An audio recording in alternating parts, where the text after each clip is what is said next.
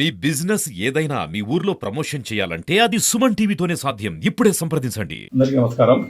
మదనపల్లిని medical హబ్గా చేయాలని చెప్పే ఉద్దేశంతో మన ప్రియతమ ఎంపీ గారు, మా ఎంపీ మిథునన్న గారు మదనపల్లికి ఎంతో కష్టపడి మెడికల్ కాలేజ్ను తీసుకుని వచ్చేసి ఇక్కడ మెడికల్ కాలేజ్ కూడా శాంక్షన్ చేయడం జరిగింది. పనులు కూడా చురుగ్గా జరుగుతూ ఉండేటివి. కానీ దాని తర్వాత వచ్చి నేను ఉండే గవర్నమెంట్ హాస్పిటల్లో కూడా ఒక కార్పొరేట్ హాస్పిటల్ తరహాలో మ్యాక్సిమం డెవలప్ చేసి అన్ని ఫెసిలిటీస్ కలిగించి స్టాఫ్ను కూడా బాగా రిక్రూట్ చేసి జిల్లా ఆసుపత్రిని బాగా డెవలప్ చేసి ఇక్కడ ఉండే సరౌండింగ్లో ఉండే ప్రజలకందరికీ మంచి జరగల్లా, ప్రతి ఒక్కరు వచ్చి ఇక్కడ వచ్చిన ఆరోగ్య సమస్యలు ఇక్కడే తీర్చువల్ల. ఇక్కడ ఉండే వాళ్ళు తరచుగా బెంగళూరు కానీ తిరుపతి కానీ పోతుంటారు. వాటన్నిటికీ లేకుండా ఈడే అన్ని సౌకర్యాలు కలగాలనే ఉద్దేశంతో మ్యాక్సిమం కష్టపడి వైఎస్ఆర్సీపీ ప్రభుత్వం ఉండేటప్పుడు ఈ హాస్పిటల్ను డెవలప్ చేయడం జరిగింది. కానీ ప్రస్తుత పరిస్థితుల్లో చూస్తూ ఉంటే టోటల్ భిన్నంగా పరిణామాలు ముందుకు పోతున్నాయి. ఇప్పుడు ఈ హాస్పిటల్ పరిస్థితి చూస్తూ ఉంటే ఎట్లుందంటే, ఎక్కడి నుండి రోగులు ఇక్కడికి వస్తున్నారు, చాలామంది పేషెంట్స్ వస్తున్నారు. ఇక్కడికి వచ్చిన తర్వాత అన్ని కేసులను కూడా పైకి రెఫర్ చేస్తున్నారు. ఏ కేసు కూడా రాని జనరల్ టెండెన్సీ ఏమంటే రెఫర్ టు తిరుపతితో, రెఫర్ టు రూయా అనేదో, రెఫర్ టు బెంగళూరు అనేదో మొత్తం రెఫర్ చేసి మొత్తం ఇక్కడ నుండి పంపిస్తున్నారు. రోగులు తీవ్రంగా ఇబ్బందులు పడుతూ ఉంటారు. వాళ్ళు వచ్చిన ఎట్లా ఉందంటే పరిస్థితి, పోయిన తర్వాత ఏదైనా స్కానింగ్ చేయమని చెప్తారు. స్కానింగ్ 5,000 4,000 ఖర్చు పెట్టుకుని వాళ్ళు బయట చేసుకుని రావాలా. చేసుకొని వచ్చిన తర్వాత మళ్ళీ రెఫర్ చేస్తారు. అక్కడ రెఫర్ పోయిన తర్వాత ఈ స్కానింగ్ను వాళ్ళు నమ్మరు, తిరిగి మళ్ళీ వాళ్ళు స్కానింగ్ చేయమంటారు. దాంతో విపరీతమైన ఆరోగ్య భారం, ఫైనాన్షియల్ వాళ్ళ మీద పడతా ఉంది, ఆర్థిక భారం పడతా ఉంది. దీనికి ప్రజలు అడ్డుకునే వాళ్ళు ఎవరూ లేరు.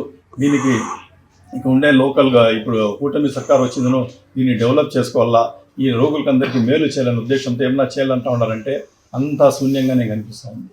టోటల్ వచ్చింది. ఇప్పుడు ఉండే మెడికల్ కాలేజ్ను కూడా ప్రైవేటైజేషన్ చేయాలని చెప్పి, ఇక ఉండే గవర్నమెంట్ హాస్పిటల్ను కూడా ప్రైవేటైజేషన్ చేయాలనే ఉద్దేశంతో చాలా రకంగా నాకు తెలిసి ఇది ఏం జరుగుతూ ఉందంటే, ఒక రకంగా దీనికి ప్రైవేటైజేషన్ చేసే దిశగా ఫస్టే దీన్ని నిర్వీర్యం చేసే దిశగా ముందుకు సాగుతూ ఉన్నారు. ప్రజలు తీవ్ర ఇబ్బందులు పడుతూ ఉన్నారు, చాలా బాధపడుతూ ఉన్నారు.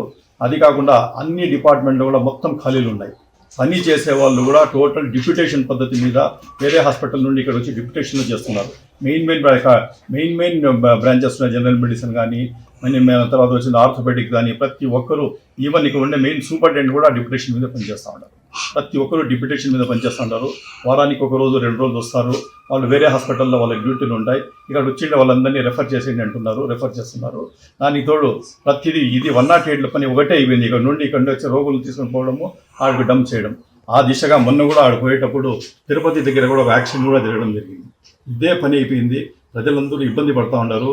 కాబట్టి మనం జగన్మోహన్ రెడ్డి గారు కానీ, మన ఎంపీ మిథునన్న కానీ దీనికి డెవలప్ చేయాల్సిన, దీనికి మంచి మెడికల్ హబ్ చేయాలనే ఉద్దేశం వచ్చి నీరు గారిపోతూ ఉంది.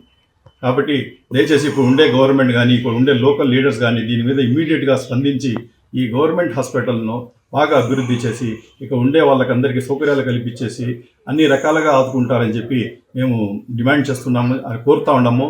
అది కాకుండా మా వైఎస్ఆర్సీపీ ప్రభుత్వం తరఫున, వైఎస్ఆర్సీపీ పార్టీ తరఫున, మదనపల్లి వింగ్ తరఫున మేము ఖచ్చితంగా డిమాండ్ చేస్తున్నాము. దీన్ని బాగా డెవలప్ చేయాలా, ప్రజలకు అన్ని సదుపాయాలు కలవాలా. ప్రజల కోసం ప్రభుత్వంలో ఉన్నా, ప్రభుత్వంలో లేకపోయినా ప్రజల పక్షాన నిలబడే పార్టీ వచ్చి వైఎస్ఆర్సీపీ పార్టీనే. మేము ఖచ్చితంగా ప్రజలకు ఎక్కడ అన్యాయం జరిగినా, ఎక్కడ అసౌకర్యాలు కలిగినా మేము ఖచ్చితంగా మా వాయిస్ వినిపిస్తాము. తర్వాత ఖచ్చితంగా దీని గురించి ఫర్దర్ కూడా మేము డిసైడ్ చేస్తాము. కాబట్టి మేము కోరుకునేది ఒకటే, అంత దూరం పోనీకుండా ఖచ్చితంగా దీనికి అన్ని విధాలుగా ప్రజలను ఆదుకొని ఇక ఉండే హాస్పిటల్ను బాగా డెవలప్ చేసేసి, రెగ్యులర్ పోస్టులన్నీ ఫిల్అప్ చేసేసి, రెగ్యులర్ పోస్టులు చాలా వరకు ఇప్పుడు అందరినీ ట్రాన్స్ఫర్లు చేసేసినారు, అందరినీ ఇక్కడ నుండి పంపించేసినారు. మళ్ళీ చాలా పోస్టులు వేకెంట్ ఉన్నాయి, దాన్ని కూడా ఫిల్ చేసేసి రెగ్యులర్ పోస్టింగ్ ఇప్పించేసి అన్ని రకాలుగా రెఫర్ కాకుండా ఇక ఉండే వాళ్ళకందరికీ ఇది చేస్తారని చెప్పి ఈ సందర్భంగా మనవి చేసుకుంటాం.